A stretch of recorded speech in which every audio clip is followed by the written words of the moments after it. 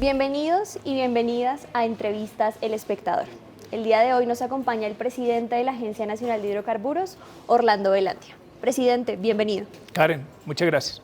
Bueno, y voy a empezar con el tema que ha sido noticia en las últimas semanas. Hablemos del Pozo Sirius. ¿Qué implica este hallazgo para el país? Bueno, el anuncio que recientemente dio Petrobras como operadora de este importante campo, de uno de los descubrimientos más importantes en décadas que ha tenido, digamos, el país. Y yo siempre lo he intentado para que la gente lo dimensione. Desde 1979, cuando descubrimos los campos de Chuchupa y Ballenas, no teníamos un descubrimiento tan importante con los volúmenes tan importantes como es los que ha reportado Petrobras y Ecopetrol en días pasados. Este es un campo que representa casi 2 veces más el tamaño de lo que en su momento fue Chuchupa y Ballenas, y que, para ponerlo en proporciones, es la que nos ha permitido alimentar durante casi ya 4 décadas al país. Gran parte del gas que han consumido los colombianos en estos últimos casi 50 años los hemos tomado de Chuchupa y Ballena. Luego, si le estoy hablando que es de 2 veces casi las proporciones de ese descubrimiento, pues los colombianos ya pueden tomar un análisis de la importancia de este hallazgo. Bueno, este año hemos estado hablando de déficit ya para 2025. ¿Cómo cambia el pozo, el panorama del gas en Colombia? Bueno, este es un gas que, digamos, en los escenarios de cuándo podrían estar esas moléculas siendo, digamos, transportadas por las líneas de flujo hacia las industrias, hacia los colombianos, estamos más o menos en un horizonte de 2029, 2030. Lo que estamos haciendo desde el gobierno y específicamente desde la agencia y el ministerio, Ecopetrol y Petrobras, es poder acercar ese horizonte a que nos permita redimir por lo menos un año, es decir, pudiésemos estar hablando de 2028. Presidente, usted nos habla de 2028, pero ya sabemos que habrá un déficit de gas para 2025. ¿Qué están haciendo para garantizar que en el país haya gas suficiente? Bien, se ha manifestado en reiterados escenarios sobre un posible déficit que tendríamos especialmente para el año 25 y 26. Lo que estamos haciendo desde el gobierno, en cabeza del ministerio y de la agencia, es buscar todos los escenarios que nos permitan, primero, evaluar por qué se están dando esos posibles escenarios de déficit. Y ahí quiero hacer una precisión muy importante, es que estamos tomando unos escenarios de demanda de gas como si no estuviéramos haciendo nada en transición energética. Y yo creo que ese es un primer punto a reevaluar. Cuando se toman los escenarios que se construyeron hace un par de años, siempre casi estamos hablando como si no hiciéramos nada, es decir, sustituir combustibles que reemplacen el gas va haciendo que la demanda disminuya. Pero en todo caso, los posibles faltantes de gas, estamos buscando cómo gestionarlos para que el año entrante los colombianos no puedan tener. Y ahí hay algunos aspectos que quiero mencionar muy rápidamente. En primer lugar, estamos advirtiendo una posible sobrecontratación de algunos agentes, es decir, algunos han contratado más gas que el que puedan tener y entonces genera déficit en otros sectores. Segundo, estamos habilitando unas medidas regulatorias que nos permitan flexibilizar los contratos de gas para que algunos que tienen un contrato de gas a más largo plazo podamos tenerlo en contratos más flexibles a corto plazo. De hecho, este fin de semana vamos a tomar algunas medidas en la CREC que nos permiten esa flexibilización. Hemos tomado otras medidas regulatorias también para que gas que teníamos atrapados en algunos campos ya descubiertos lo podamos liberar, y igualmente en los próximos meses vamos a tener, digamos, una habilitación de un gas. Pero insisto, aquí hay que siempre pensar y mirar los escenarios de lo que estamos haciendo. La prioridad de este gobierno es que avancemos en transición energética, y a veces los análisis de demanda es como si no estuviéramos haciendo nada. Sí, tenemos que tomar medidas, y lo importante es que no nos estamos quedando quietos, no simplemente dejamos las cifras ahí, las cuestionamos, no, nos estamos concentrando, pero sobre todo primero tenemos que saber cuál es la real cifra de déficit.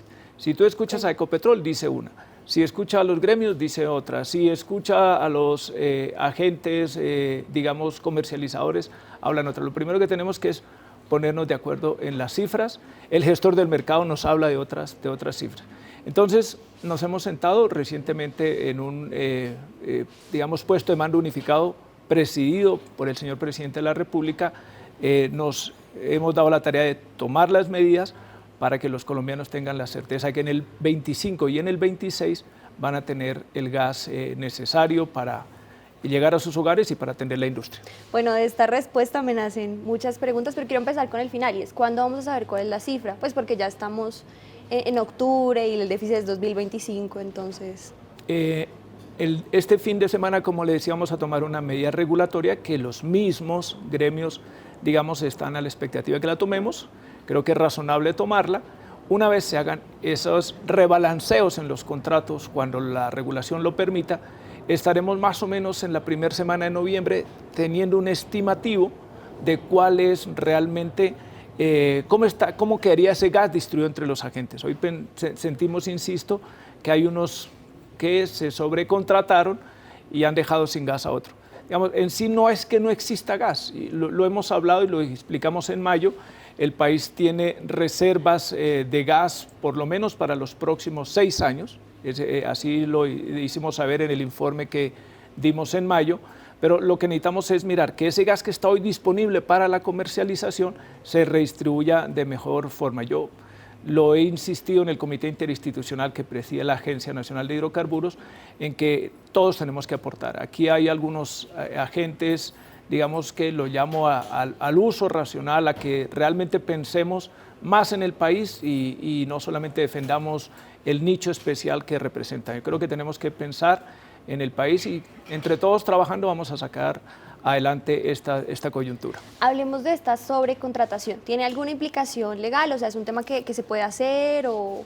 No, la regulación finalmente lo permite, hay contratos, digamos, son los términos, entonces, para ponerlo en términos muy simples, la gente, digamos, como tengo el escenario, se ha pensado y se ha dicho que puede haber déficit de gas, entonces algunos se contratan al tiempo que lo permite la regulación, a 1 año, contratos que no tienen la flexibilidad para yo poder redistribuir ese gas.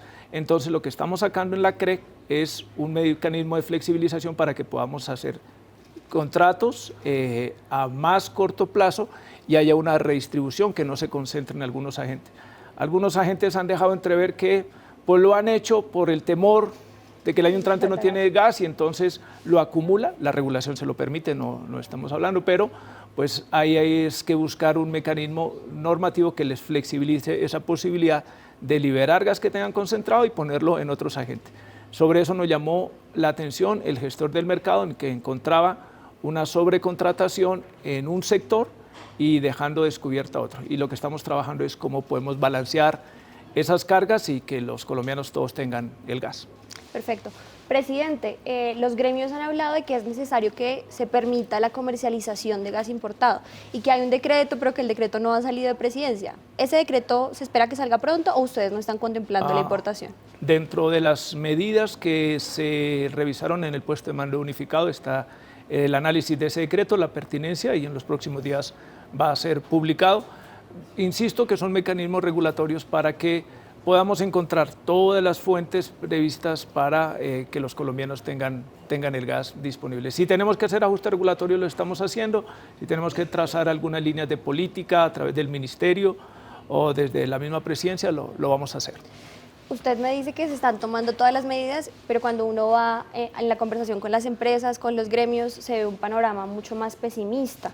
Yo quiero preguntarle, ¿le puede dar la tranquilidad a los colombianos de que el próximo año no habrá ningún tipo de racionamiento de gas ni nada que les pueda afectar? Claro que le puedo dar la tranquilidad en la medida en que sabemos que sí hay gas, que hay que hacer algunos ajustes normativos y regulatorios, que lo estamos haciendo, y que al interior del comité interinstitucional, donde están los gremios, donde está Naturgas, donde están los productores, donde están las compañías que comercializan el gas, nos hemos sentado a mirar cuáles son las tareas que ellos mismos nos están recomendando, que ven que se pueden tomar, nosotros estamos tomando por iniciativa otras y confluimos siempre en que trabajando en conjunto con las cartas sobre la mesa y tomando las acciones en el marco de las competencias de cada uno, los podemos hacer.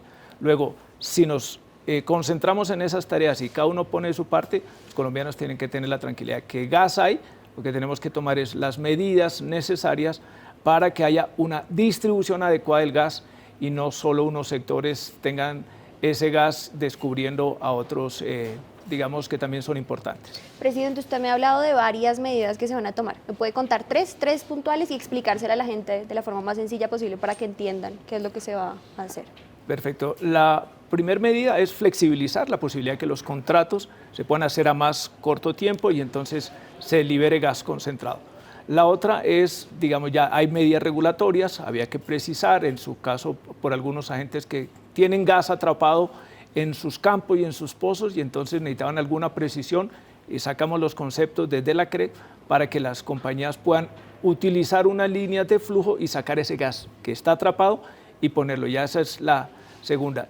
Y la tercera, pues obviamente lo que necesitamos es tomar unas medidas también para que en el corto plazo se pueda hacer esa comercialización de lo que tú me preguntabas. Eso es un decreto que sale del ministerio, pero obviamente pasa por Presidencia de la República y en los próximos días saldrá. Pero si quisiera contarle aún una más, y es las tareas que estamos haciendo al interior del Comité Interinstitucional. Insisto, este comité es muy importante porque nos estamos sentando a la mesa el sector privado, el sector público, las autoridades ambientales, los gremios, incluso los mismos sindicatos para ver cómo entre todos trabajando de forma armónica y con un objetivo claro, y es que los colombianos tengan el suministro de sus combustibles, pues estamos ahí encontrando un buen mecanismo, una buena sinergia para encontrar soluciones conjuntas. Perfecto, el gobierno decidió no firmar más contratos y ese fue un tema pues, del que se hablaba mucho. ¿Cómo están los contratos vigentes y qué están haciendo pues, para poder garantizar igual el abastecimiento de hidrocarburos a largo plazo? No hay ninguna compañía de la que tenga firmado contratos en Colombia que se haya ido. Okay. Los contratos están funcionando perfectamente. Cuando llegamos nosotros había un número importante de contratos suspendidos. Hemos hecho una tarea para habilitar esos contratos, pero fundamentalmente los de gas están funcionando normalmente. Hay algunos problemas con áreas donde se produce petróleo, pero los de gas están en términos generales funcionando bien. Tenemos mucho por explorar. Es que, insisto, y lo he repetido en varios escenarios, la gente se queda con la lectura de que no se van a firmar contratos y entonces se marchitó la industria petrolera. Y quiero decirle a los colombianos que en el país hay cerca de 300 contratos firmados que cubren un área en contratos solamente para explorar, con opciones de seguir buscando 9 millones de hectáreas. El presidente fue claro al comienzo de su mandato, no se necesitan firmar más contratos, se necesita es administrar muy bien lo que estamos haciendo. Y los resultados los estamos mostrando. No basta con tener firmado el contrato, porque si yo no puedo explorar, de nada me sirve. El contrato per se no me garantiza tener el hidrocarburo, lo que me garantiza es poder explorar. Y hemos encontrado que en la historia del país, en muchas épocas se firmaron contratos y no se ha hecho nada. De hecho, hay muchas áreas, 9 millones de hectáreas, donde compañías no han explorado. Y lo que estamos es acompañando a esas empresas para que en el territorio puedan hacer esas labores. Después de la exploración, también es el éxito exploratorio, que yo puedo hacer la exploración, pero no encuentro nada. Y ese es un indicador clave de cuántos pozos nosotros perforamos para encontrar petróleo y cuántos son exitosos. Y cada cuánto hacemos descubrimientos. Por ejemplo, en un año, en promedio en los últimos 10 años, porque es que este tema del gas también se nos olvida contarle. La gente piensa que el déficit de gas o este estrés se produjo en los últimos 24 meses. Llevamos 11 años en un decrecimiento sistemático de las reservas, 11 años, es decir, casi 3 gobiernos que han pasado y en los que, digamos, las medidas que se han tomado son importantes, pero pareciera que esto fuera patrimonio de lo que se ha dejado de hacer. No, lo que no se hizo hace 15 o 20 años se pagó hace 11 años, lo que no se hizo 11 lo estamos viendo. Entonces lo que estamos haciendo es buscar cómo somos más exitosos. Y voy a ponerlo con cifras para ver, porque en el plan de desarrollo tenemos claro que lo que queremos hacer es más exitoso, más eficiente la exploración y la producción, sin descuidar que estamos avanzando en transición energética. Uno no puede decir, avancemos en transición energética y sigamos firmando contratos para seguir dependiendo. Bueno, ¿cuándo vamos a avanzar en esto? Entonces, si no tuviéramos el número de contratos, si no tuviéramos las áreas para explorar y no lo estuviéramos logrando, no tendríamos resultados como este. Para ponerles, en los últimos 10 años, en promedio, cada año se hacían 3.6 descubrimientos de gas, o sea, se daban anuncios de 3.6 pozos que eran exitosos. En los 2 últimos años hemos tenido anuncios de 7.2, perdón, descubrimientos de gas. Es decir, que en 2 años hemos duplicado más. ¿Por qué? Administremos muy bien lo que tenemos. Porque nos estamos pensando, no, es que el déficit, para poner el símil que siempre coloco, el déficit en el equipo son goles, contratemos 20 delanteros, metamos 5 delanteros. No, por tener más delanteros en una cancha se garantiza tener más goles, si no se hace bien la tarea de armar la jugada y ponerle el balón a donde se lo tengo que poner al delantero. Y eso parece, nos hemos quedado con ese paradigma, sin dejar, insisto, de entender y hacerle entender a los colombianos que cada vez nuestro objetivo es avanzar en transición energética, pero no sacrificamos seguridad energética. Por eso estamos trabajando para que los colombianos tengan sus combustibles, pero cada vez nuestra matriz energética tiene que ir dependiendo menos de los recursos fósiles. Listo. Me quedo entonces con la frase de administrar bien los recursos que ya tenemos.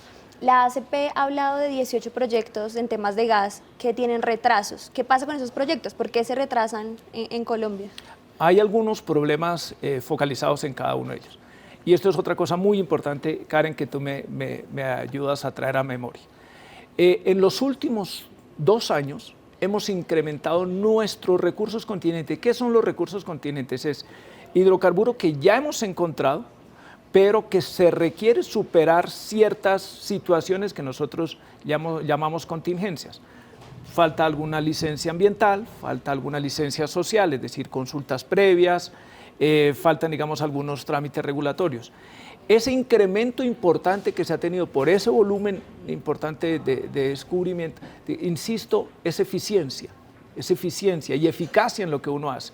Entonces, la gente, y lo informamos el pasado 24 de mayo en el informe de reservas, los recursos contingentes en gas superaron el 180%, es decir, crecimos mucho más, pero hay que empezar, para concretar tu respuesta, a superar esas medidas, unas licencias ambientales, unas consultas previas, para que esos proyectos finalmente, ese gas pueda ser puesta a las moléculas en las líneas, digamos, de flujo, en los gasoductos para que lleguen a los hogares y lleguen a las industrias.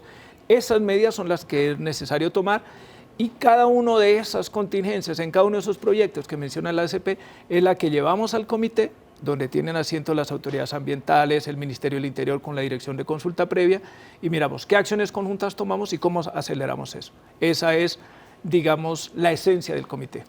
Me devuelvo un poco al primer tema que tratamos, que es el Pozo Sirius, y es claro, en este momento hay un fallo judicial que ordena realizar consultas previas y el tema de licenciamiento ambiental, consultas previas específicamente, para este proyecto, pues que es el que promete que volvamos a ser autosuficientes. ¿Qué van a hacer ustedes para garantizar que este proyecto sí logre entrar en 2029 o en 2030 y pues que no se alargue en el tiempo como estos otros proyectos? Bien, lo que hicimos cuando conocimos el fallo de tutela interpuesta por una comunidad que sentía que no se había hecho la consulta respectiva con ellos, es primero explicarle al juez lo riesgoso que es parar un proyecto ya en plena perforación, es decir, son riesgos muy complicados de parar una perforación en las condiciones técnicas en las que se desarrolla ese pozo. Yo creo que se ha entendido eso desde el juez. ¿Qué otras cosas mandaba el fallo? Que se cambiaran los nombres. De hecho, ayer ya firmé el acto administrativo en el que cambiamos el nombre, el campo Tayrona, ahora para ponerlo a Sirius, porque recuerdas que tenía otro nombre. Sí. Eso hacía parte del fallo.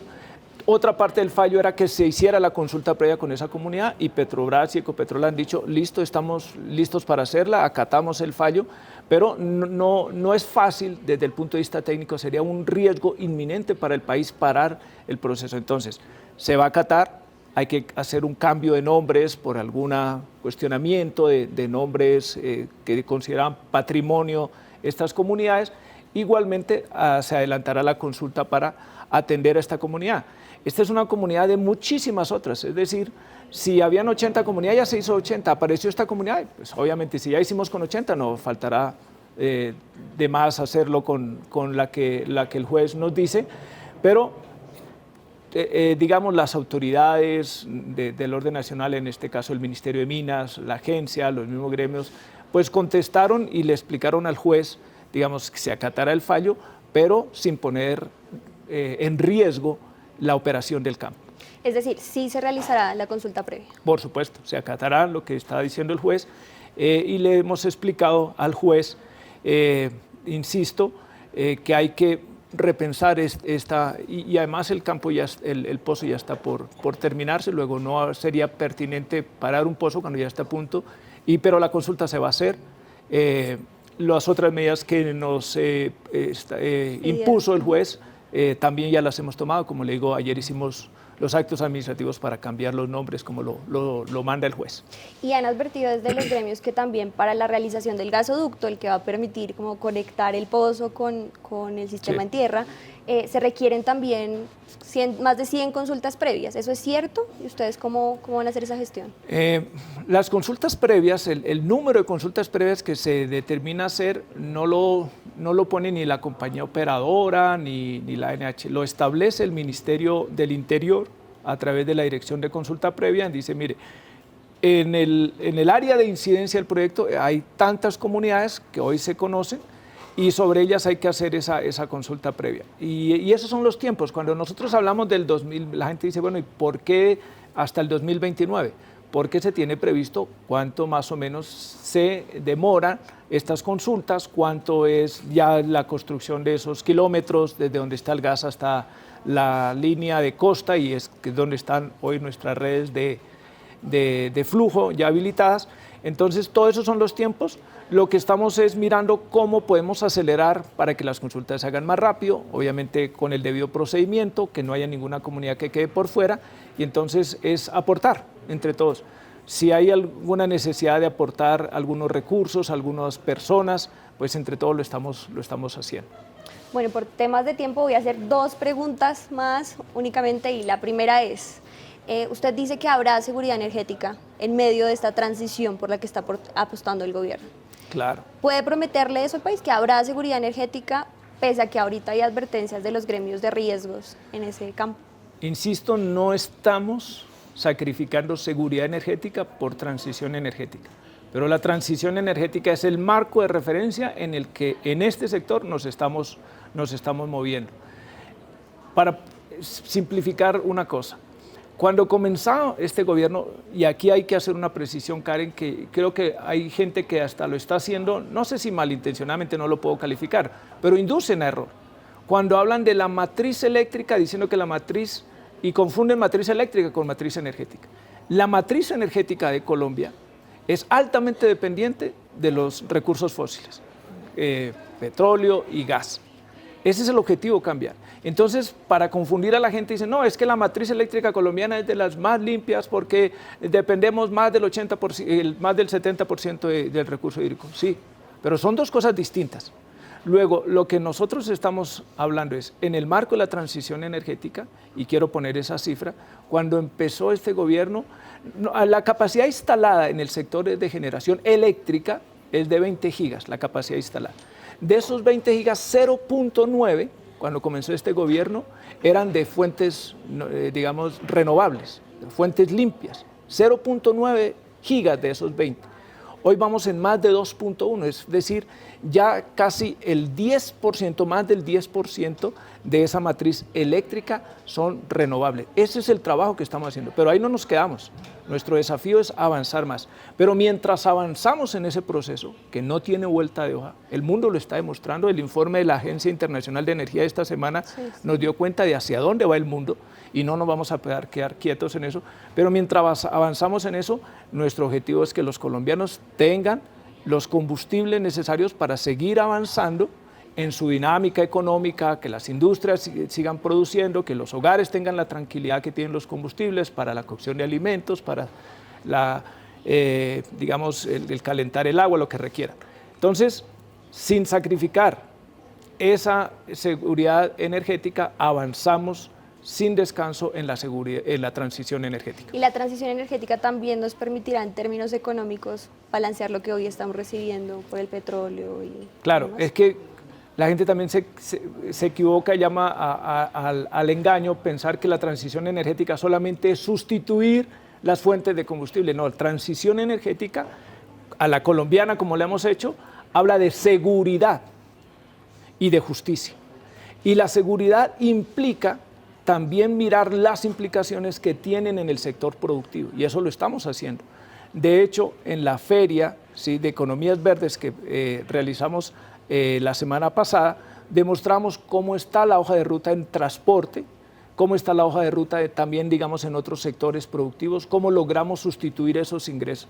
La gente manda mensajes diciendo, están haciendo una transición energética irresponsable porque no han pensado en cuáles van a ser los mecanismos para sustituir.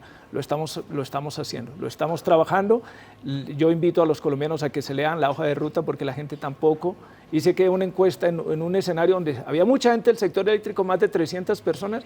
Les pregunté cuántos habían leído la hoja de ruta de la transición energética. 7 personas, 7 de 300, es una porción mínima, pero sin embargo todos la criticamos.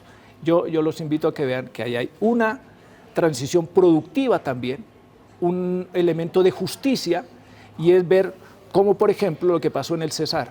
De la noche a la mañana la compañía carbonífera se fue y no pensaron en estos miles de colombianos que dependían de la industria del carbón y no pasó nada, la industria se fue. No en este gobierno, pero ahí no se pensó en una transición energética justa. Y eso hace parte de la justicia que estamos pensando, cómo lograr hacer sustituciones, cómo logramos que impacte menos a la población más vulnerable. Y la segunda pregunta la voy a usar para, usted ha hablado mucho sobre el trabajo que desde la CREC, porque usted es encargado dentro de esta comisión, y se ha cuestionado también este rol de encargo que se está usando en este gobierno. ¿Qué responde a esos cuestionamientos? La CREC ha funcionado desde que han habido todos estos cuestionamientos. No se le debe olvidar a los colombianos que los comisionados del anterior gobierno, el Consejo de Estado, en la mayoría de ellos, el nombramiento de las personas que se ha hecho, desafortunadamente varios han sido, pues digamos, por fallos judiciales separados de su cargo, pero la comisión no ha dejado de funcionar. Yo invitaría a las personas a que miraran cuál ha sido la producción regulatoria desde que empezó este gobierno en comparación con los años anteriores. La gente dice, hay que nombrar la CREC porque la CREC está sin funcionar, como si estuviera céfala. No hemos dejado de funcionar. De hecho, a veces sesionamos hasta 2 o 3 veces en el día, ¿sí? Esta mañana precisamente tuvimos sesión desde las 6 de la mañana y estamos sacando todas las medidas regulatorias de un estancamiento regulatorio que advertimos cuando llegamos. Y eso, a veces no se informa eso, y lo que estamos trabajando. La CREC tiene su quórum normal, funciona con los, digamos, miembros que la regulación permite tomar decisiones, y estamos trabajando en eso sin descanso. Pero es que solo la CREC no regula solo el tema de tarifas, hay muchísimas otras cosas en los temas de gas, de GLP, en combustibles, en energía eléctrica. De la mano con el Ministerio de Minas y Energía hemos avanzado en sacar todo ese retraso que llevaba años en la CREC sin tomar las medidas necesarias. ¿Y está haciendo usted, esa es otra de las críticas, doble agente por estar en la Agencia Nacional de Hidrocarburos y en la CREC? No, las medidas que toma la CREC no tienen incidencia en la NH, ni las que toma la NH tienen incidencia en la CREC, de tal manera que, como siempre he dicho, los colombianos tienen que estar tranquilos. Si yo advirtiese que había algún tema, no tengo ni la menor duda en que me declararía impedido, pero insisto, las medidas de regulación de la CREC no impactan a la NH y viceversa. Presidente, gracias por habernos acompañado en este espacio. Yo creo que ya llegó la hora de despedirnos, pero nos vamos con la promesa de que pueda volver a este espacio a contarnos cómo va el tema de los hidrocarburos, del gas en 2025, cuando sepamos qué pasó con el déficit. Gracias a ti, Karen, y lo haré con gusto las veces que me invites. Gracias por acompañarnos en este espacio y nos veremos en otra entrevista, en Entrevistas El Espectador.